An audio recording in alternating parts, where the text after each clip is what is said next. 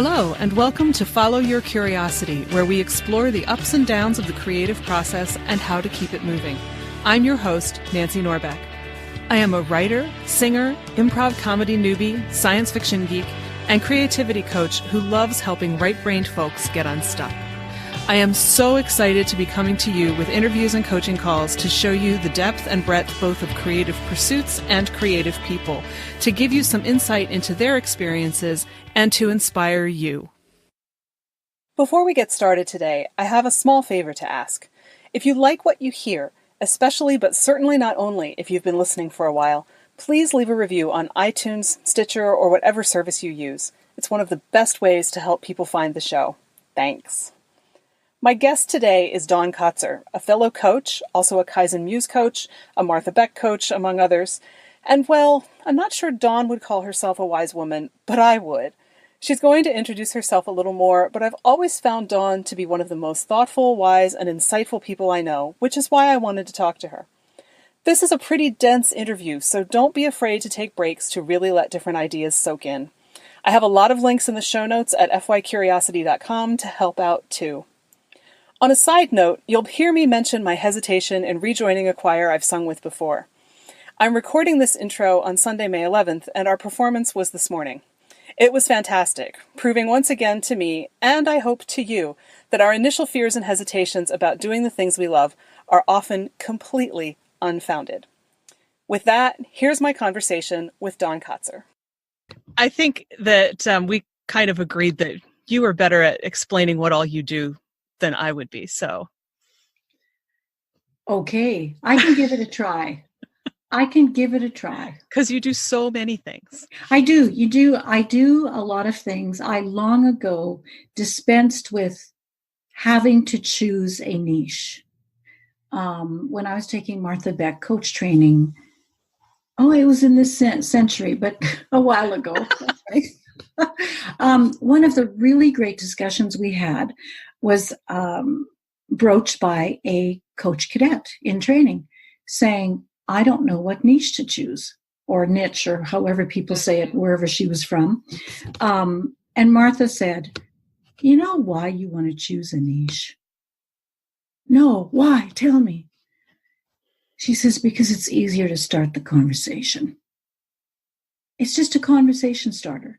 So I start my conversations often by saying, if I'm doing a video, if I'm doing an audio, I will say, hi, I'm Dawn Kotzer. I live in the almost wilderness Saskatchewan, below a hill, between the lake and the boreal forest. And I can't tell you how many times that has been enough. People don't care what I do.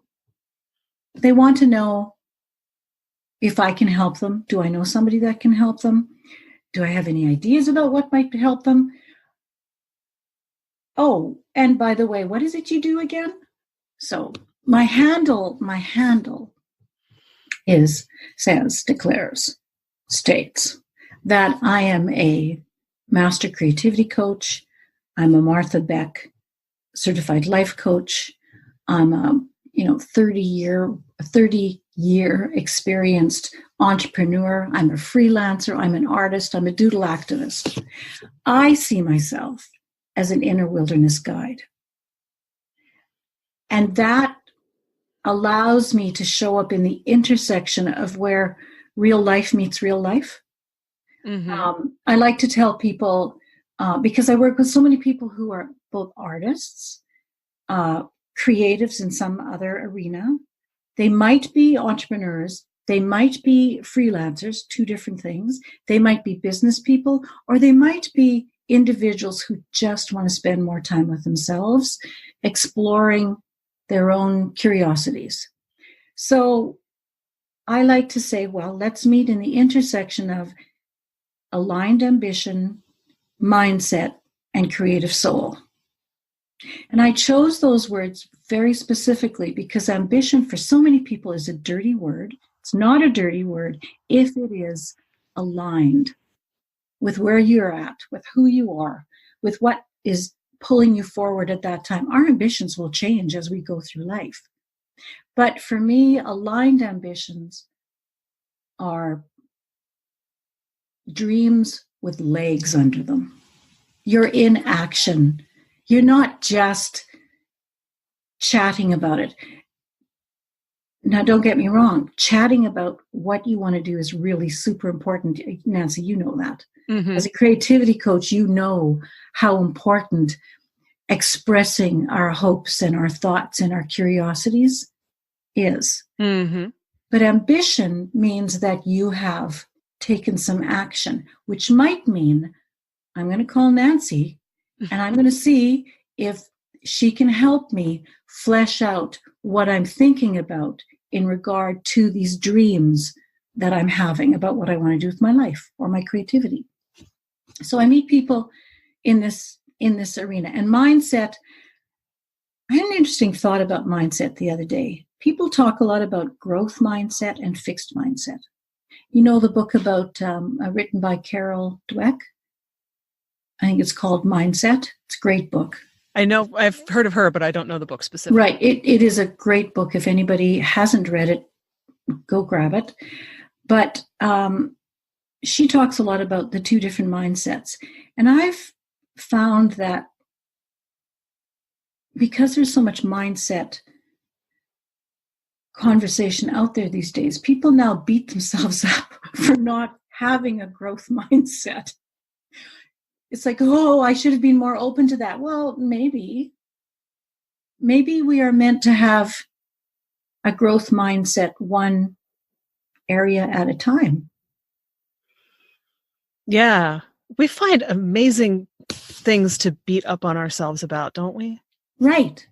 Yeah, exactly. And I thought, that's not what this mindset conversation is about. The mindset conversation is just, where are you? Mm-hmm. Where are you now? Are you okay with that? Is there something you'd like to change? It's okay if you want to change it. And you know what? It's okay if you don't want to change it. Yeah. Give yourself time for the right process to find you. Yeah, I like that. Yeah. And then creative soul, well, partly that's because this has nothing to do with any of the religious, spiritual elements that come with the word soul. For me, soul is where we are most human. Soul is where we are most human, and it is home of imagination, which means that curiosity is always riding sidekick. Always. And if we hamper our curiosity, we stifle our imagination, and that tends to, over time, kind of sandblast our soul, our creative soul a little bit. And I like to, I guess, help people not do that to themselves anymore. Mm-hmm. Yeah, I think we don't realize that that's what we're doing. The same thing as, when you're called to write a book or, be a musician or whatever, and you don't do it because your parents told you would starve to death if you became a musician. Yeah. Or, who am I to write a book or whatever? I don't think we realize how much damage it can do. Damage even feels like a strong word to me as I say that, even though I know that it's accurate. Mm-hmm. But it's that subtle kind of damage that just eats away at you, as opposed to, it doesn't like hack off your arm. It just, as you said, sandblasts away at things. Right. And that's why I think making room for curiosity is super important. I work with individuals who most often have gone through some sort of hellish experience in their life. That's just who finds me. Mm-hmm. Probably because I know what that's like. So we share a resonance, right, in that knowing field. And sometimes the only suggestion I have for people I'm working with, or someone who asks me for some assistance or guidance is to just say, look, when stuff happens, when you see these thoughts, these what people call limiting beliefs, scrolling through your mind, sort of tightening your throat, clutching at that arm, saying, you don't need both arms, do you? I'll take this one.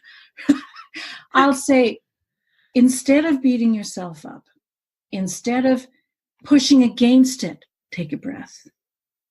Take a breath and try this. Simply say, wow, isn't that curious? Isn't that curious that I feel that I sense that I think I should go do whatever? Isn't that curious? What that does is it gives us a little bit of distance, and we can step just ever so slightly, ever so gently back from what's going on and give ourselves a chance to ponder, to breathe, to contemplate, just to create wiggle room. Yeah, I think we don't have enough wiggle room. We think we have to do everything right away. We think we have to react to everything right away. I think so. I know there's a lot of coaches and mentors out there who read a lot, especially a lot of the recently published books. I have to confess here, I don't read a lot of books, probably because I've been around for a while. So I used to read a lot of them, and I find that the good ones cover the same universal areas with a slightly different voice. So I pay attention to what's out there, and occasionally I will pick up a book. And honestly, there's this book out there. I cannot think of the name of it. I cannot think of the author right now. I should have written it down because I thought of it earlier.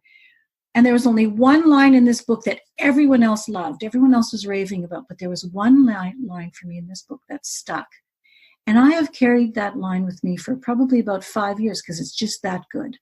And that line is, I surrender my reaction to this moment. Ooh. I don't surrender the fact that I'm here. I don't surrender myself. I surrender my reaction. And as you and I both know, a reaction is quite different than a response. Yes. So sometimes creating wiggle room is best done one tiny, tiny little step at a time, one small question at a time, one small anchor, reframe, affirmation if you're into affirmations, one small thought at a time. You don't have to fix everything in that moment. As you just said, we rush, we cram, we crowd. And I don't know that we have to do that so much. I think we probably don't most of the time, but I think we get, I want to say panicked, but I'm not quite sure that's the right word. I think that our culture is so focused on doing everything and doing it, doing 6 times as much as anybody else and getting it all done now and being, Superwoman, Superman and all of that, that we forget that we don't have to actually do that. I would rephrase that just a little bit if I could, if I may. A big part of our culture is so focused on that. So we get to look for the pockets. We get to look for the gaps where people are less rushed, or where they have a slightly different approach.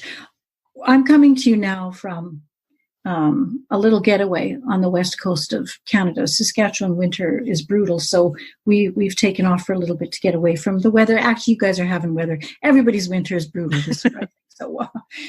So on this island, this is really interesting. This is a small island. There aren't a lot of people by normal city standards in this locale during the winter. Because it's a beautiful west coast island, the summer is crazy. I don't come here in the summer ever.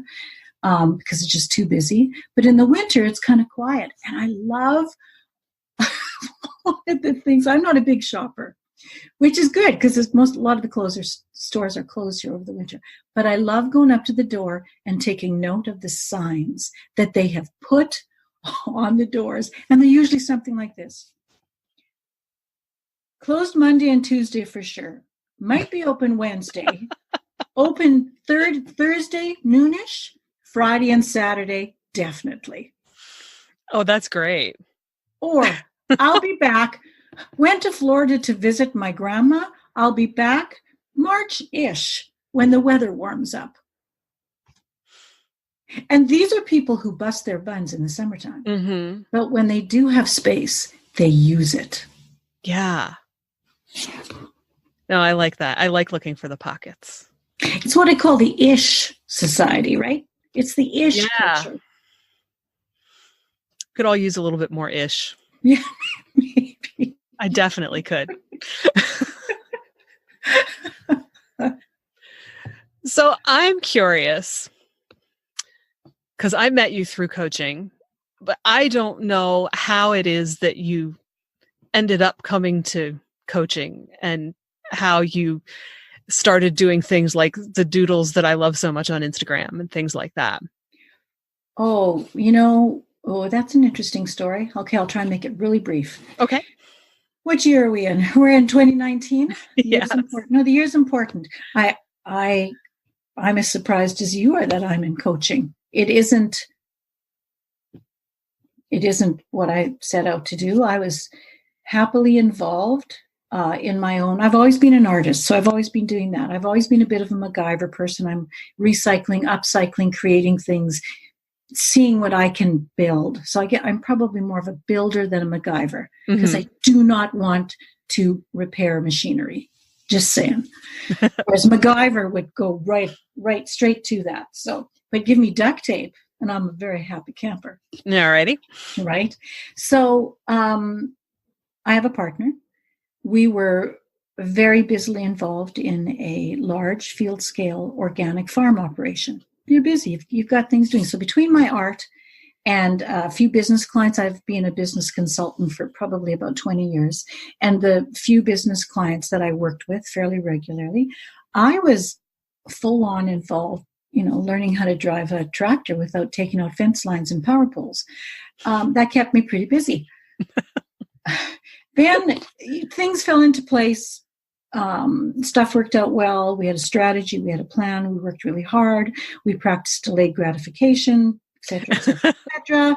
And then things could have sort of fell into place. And I had just wrapped up. Oh, I also did because I'm a professional floral designer by career choice. When you're trained as a professional floral designer, you study the principles and elements of art that can be easily applied to all design. So I had a few clients who asked me to help them redesign, renovate their home space, their office space, et cetera, et cetera. And all of a sudden, all of those things sort of wrapped up. So I had this beautiful open space of no clients. Everything was working tickety-boo in the farm. I think I had a year off or a couple of years off from driving tractor and stuff like that. And I thought, oh, okay, I think I should do something now. I'm getting kind of curious. What do I want to check out? Then I got really sick. I ended up in bed for 2 very long stretches of period of time. I don't tend to watch Oprah, but both of these times I turned on the TV and there was Oprah. More importantly, on Oprah was Martha Beck. Yes. I didn't have a clue who Martha Beck was. And I listened to her and she was interested in all sorts of weird and wonderful things, just like I was. And I thought, who is this person? So I checked her out, checked into her, thought, oh, I'll just hire her as a coach. What's this coach thing? I don't know what a coach is. I'll just hire her to help me figure out what do I want to do next. And when I discovered that she didn't do that, it was a no-brainer to take her training because I thought, okay, I can figure out what I want to do. Yeah. Then my partner became very, very ill. Coaching, actually, the coach training became a bit of a godsend in that way because it helped expand a world that had become very uncertain and very scary. Sure. fast forward a year or two, things remain uncertain health-wise for him. But I realized that somehow I had to find a way to consistently show up doing something that was meaningful to me, but also made it easy for me to be available to what had to be done on our wilderness property and in the house and for anything medical relative to my partner. Mm-hmm. And that's where the doodles came up. Ah. I started doodling. And then I thought, okay, people were asking me to coach, and I fell for all this. Oh, you got to be visible. You got to do this. You got to show up. You got to do this. And I thought, this doesn't make any sense. I've been in business for years, and there wasn't this same pressure. What is this all about? But I started feeling really bad because every class I tried to set up for myself to gather clients, every group program I tried to set up myself to gather coaching clients and whatnot, I ended up canceling because my spouse was ill. Right. Again. So I thought, I'm beginning to doubt whether I'm ever going to be able to show up for anything again because there's so many demands on my time. Right. Now. And then I thought, what is the easiest, simplest way for me to show up with consistency? Because I've been in business. I know consistency is key. Mm-hmm. I've been in retail storefront businesses. You have to go and open your store every day. Right. We don't do things so much like in Saskatchewan, BC. And what is the easiest way? And I thought, I could take a picture of a doodle and I could post it to Facebook. And I did that for almost 400 days. I did a doodle a day and I posted it to Facebook. That's how long it took me, Nancy, to realize that I could trust myself to show up when I needed to show up for myself. Wow. What a way to find that out. Especially as I didn't set out to do that. Right. I wanted to do something simple, small. And with Martha Beck training, she approaches small steps in a really interesting way. Now, you work online a lot. You have a lot of people online. You're developing your business online, I think. Mm-hmm. So you know what they talk when they talk about your minimum viable product and your minimum viable audience. Mm-hmm. So what's the thing you can most easily create for the smallest number of people to get things going? I've taken that a step further, and I call it, what is your minimum viable step? Don't talk to me about things I should do, and I don't want to talk to you about things you should do. What is it that I know, as Martha Beck says, is so ridiculously small that you are guaranteed 100% success in completing that step? So that's kind of where that came from. And during that time, because I found that our life was just completely upside down for about 11 years now, actually. But 10 years ago, I also took creativity coach training. And then I've taken a few other coach-related trainings. So they've all merged together. So this is why I work with people in that intersection of real life and real life, because that's where I live. Yeah. And play. Definitely. And rant and cry and dance. And are human. Yeah. All those things. Yeah. So does that's sort of, I follow my nose, and my nose led me to all of this. No, that's a really cool story. I had no idea that you had been a floral designer. Yeah, that was, I needed, I flunked, or I thought I flunked 2 aptitude tests with our guidance counselor in high school. Mm-hmm. So much so that he said, "Dawn, I phoned your parents. I'm driving you home tonight. We've got to talk." I thought, "Oh no, I'm so stupid." And it was the opposite. It was like, I can't give this girl guidance in anything, because she has to choose whatever she wants to do. She can do. she says she doesn't want to go to university. And I was adamant. I've always been curious about that because I love books and I love learning. And yet I could not figure out why not university, why not college. And it was simply because I'm a little bit more hands-on than that, I think. Could be.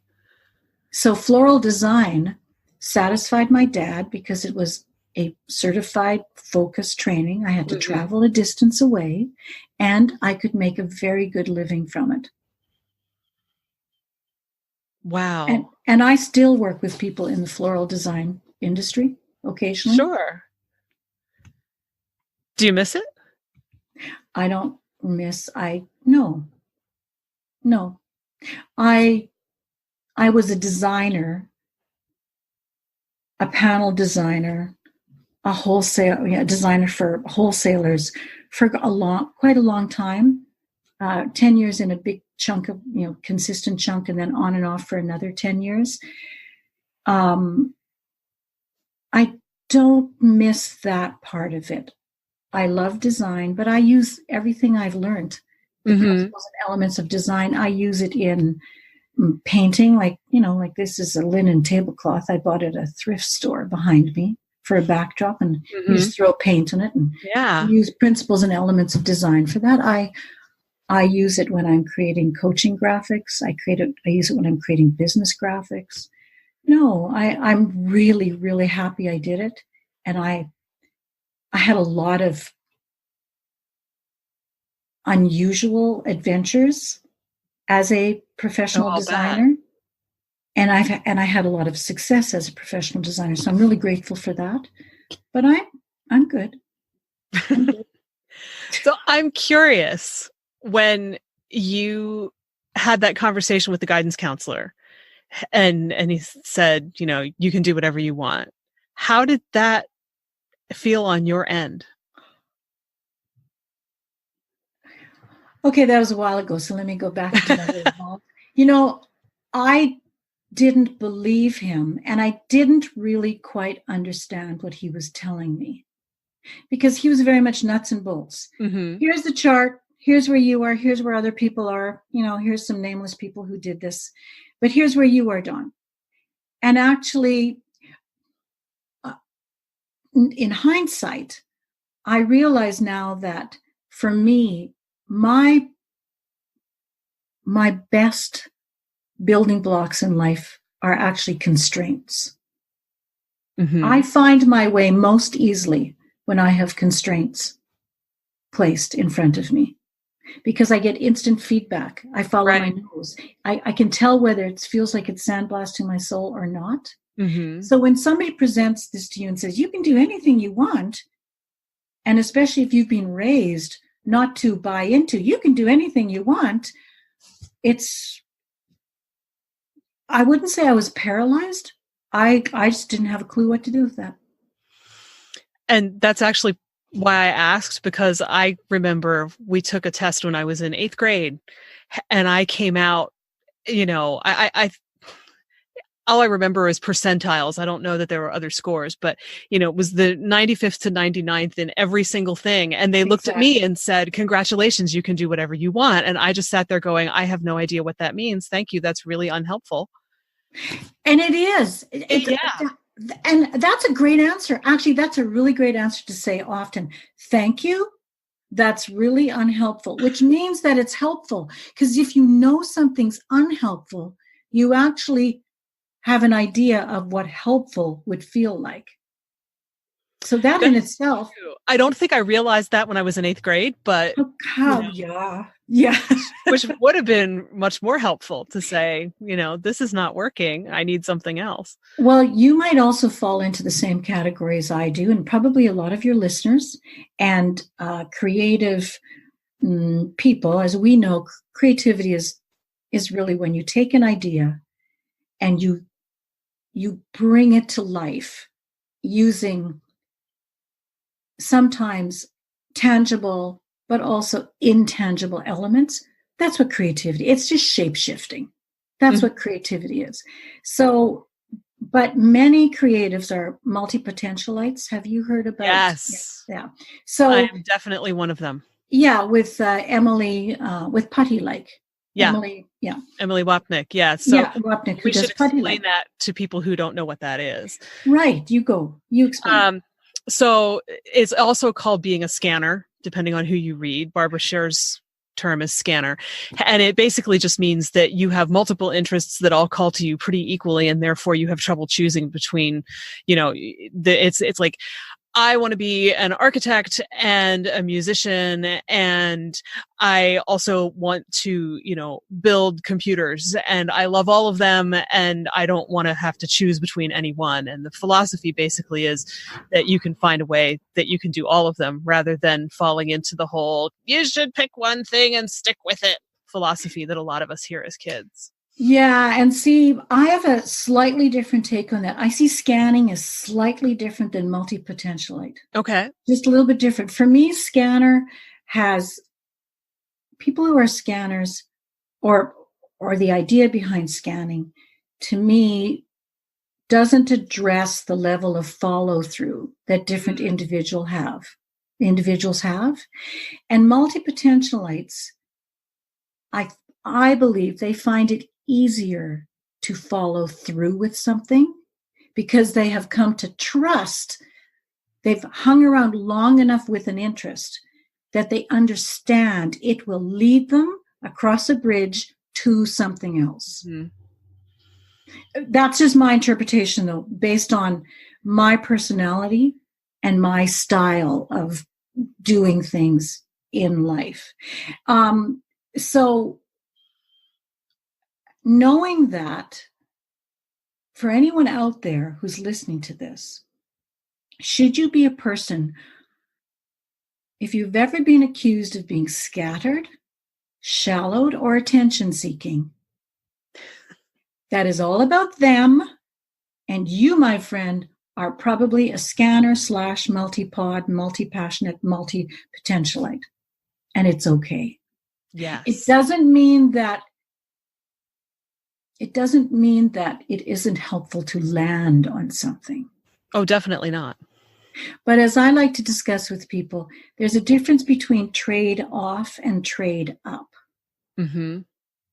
When you land on something, we can ask ourselves, I mean, similar to Elizabeth Gilbert when she says, "What kind of shit sandwich do you want to eat?" I think that's a really great question. Because it's true, there's stuff that we just have to do because we're human and we want to live another day, blah, blah, blah. That doesn't mean it's all or nothing. It doesn't mean, oh, I'm a human, I've got to do this, so I'll never get to do my creative ventures. No, it just means that is there something that you can choose to do now, not forever, like a prison sentence?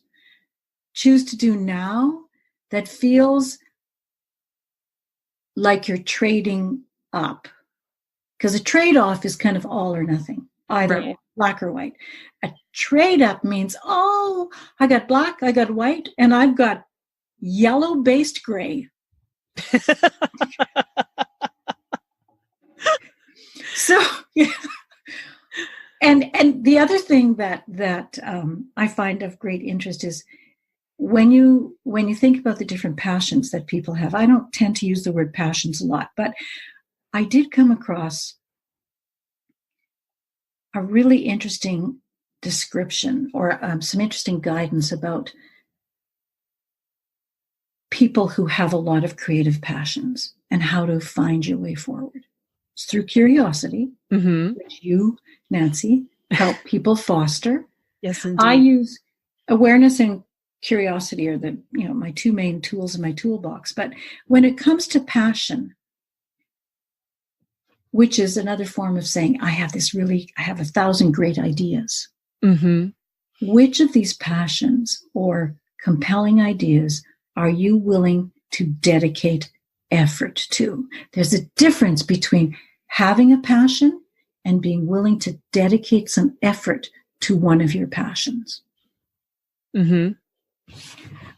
I don't know that that's the easiest question to answer, but it's probably easier than some people think it might be. I think so. And it's interesting to me that you bring that up, because the other book that deals with multi-passionate, multi-potentialite is I think I've got her name right. Margaret Lobenstein, I think was her name, the Renaissance Soul. Oh, that's new to me. Yeah, I haven't read And I heard an interview with her, probably 7 or 8 years ago now. And I distinctly remember her talking about how the one that you should follow on any given day is the one that's calling to you on any given day, which is usually what I will tell people who say to me, I have all these things and I don't know which one to do. And it's like, well, which one calls to you right now? Because that's where your energy is. And so, follow the energy. Tomorrow, you may want to work on, the third thing on your list. But today, run with the first and see where it takes you. And I think we could combine that. That's really great suggestion. It is about following the energy. What happens then? I'm curious. What happens when we combine follow the energy with committing to a minimum viable step? Mm-hmm. So part of that has to do with come to terms with realistic expectations.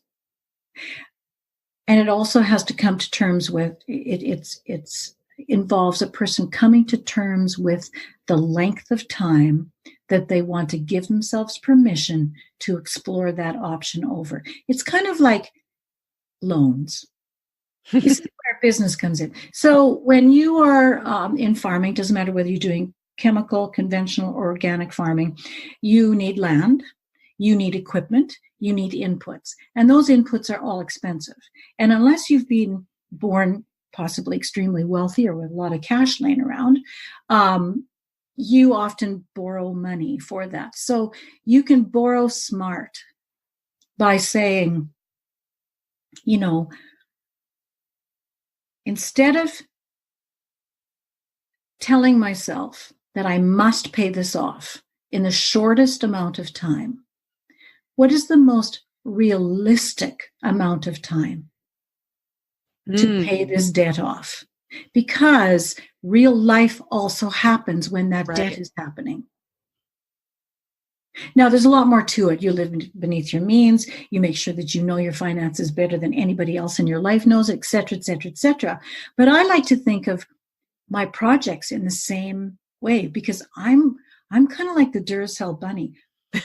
Oh man, I'm bad. I've had to learn to meter myself because otherwise I would just work and work and work and work and work 12, 14, 16, 20 hours a day until I got a project done.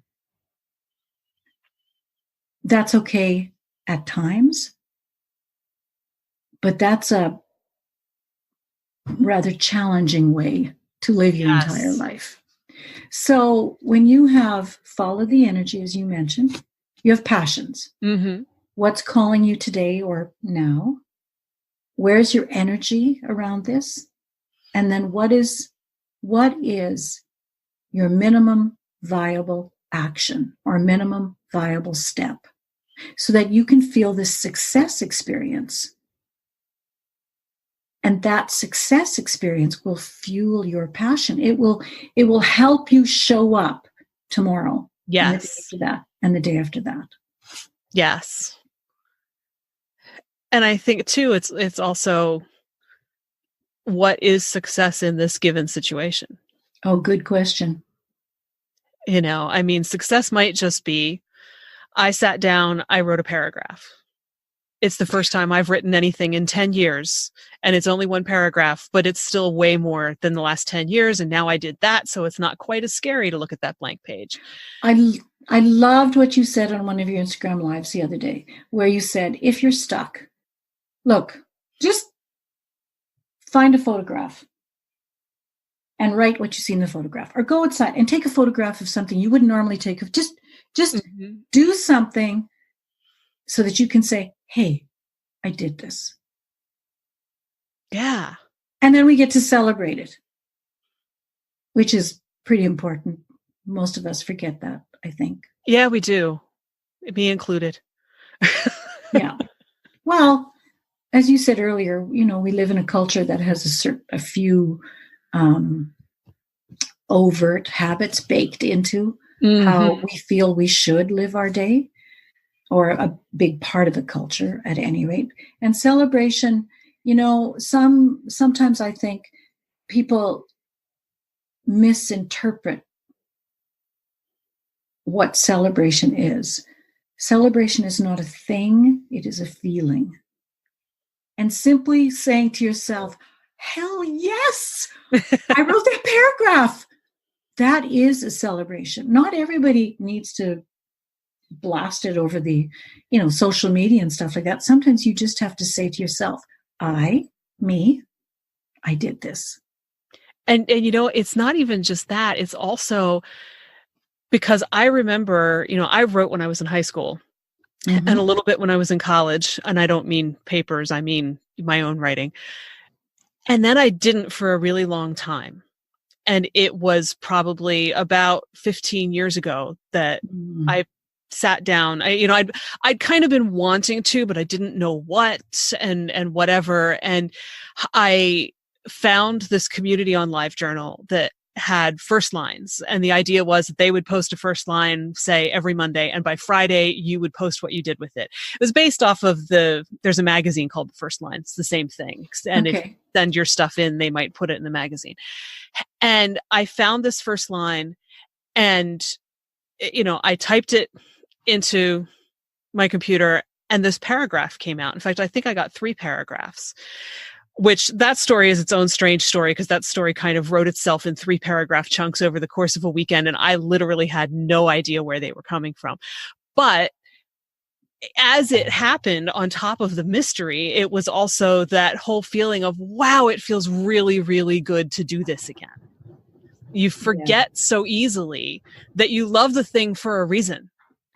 It's because something about it feels really good. It's like, I went back to choir rehearsal for the first time in a while the other week. And I love the Fare Requiem. I had kind of said to myself, I don't know, this particular iteration of this piece with this particular group may not quite be what I want it to be, but I'll go check out the first rehearsal, see how it goes. Even though I'd sung with this group before, which is part of why I kind of hesitated. And I don't think it's a short rehearsal. It's a 45-minute rehearsal. So every minute counts. I don't think I was more than 5 or 10 minutes in when, I'm singing this piece. I know it well enough that I could be a little bit distracted in my head for the moment. Right. And I thought, what was I thinking that I might not want to come do this? I love this. It feels so good to sing this piece. And I think we forget that part. That's kind of a celebration in and of itself. And that's what, when you were speaking, sharing your choir story, what you were evidencing, you were showing us by the energy in your voice what it feels like to come back home to ourselves. Yes. And we don't do that once or twice or every 10 years. We come back to ourselves every time we have this thought, what was I thinking? Good or bad? I don't care what it is. What was I thinking? I wanted to go snowshoeing. I hate snowshoeing. How did I forget this? I love snowshoeing, but not everybody does. What was I thinking? What was I thinking? Evidence is a feeling of homecoming. We've remembered what it's like to be in our body. Yeah. Familiar in our body. And you can do that over small things, over big things. You can do it many, many, many times throughout your life. Or maybe you just do it a few times throughout your life. But every time you celebrate some form of accomplishment, meaningful accomplishment, and really in that case, every time you acknowledge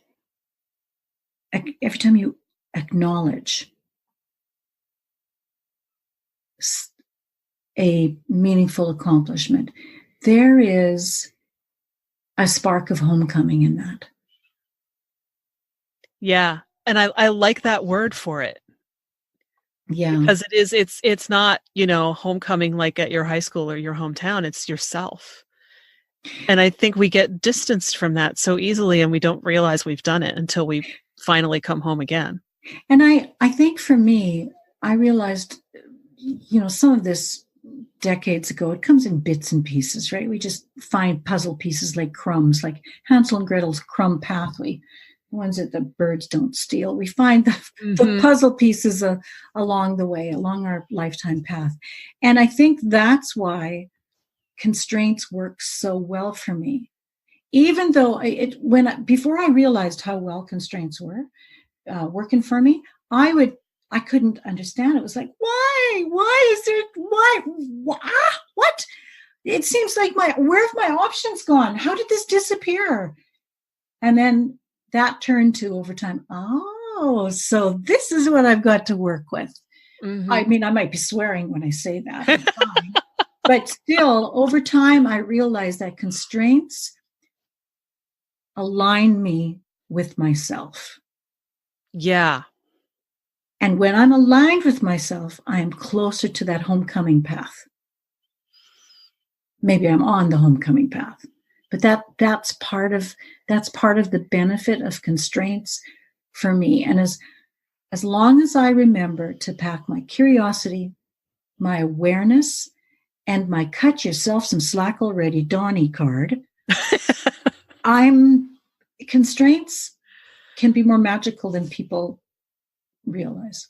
I agree. And I'm wondering, would you use the word structure there instead of constraints, or do you think of them as two different things? Because a lot of people would think of structure, I think. I see them as two different things. Actually, structure is super important to me, but structure is one of the reasons I'm able to work with constraints. I know what structure works for me and what structure doesn't work for me.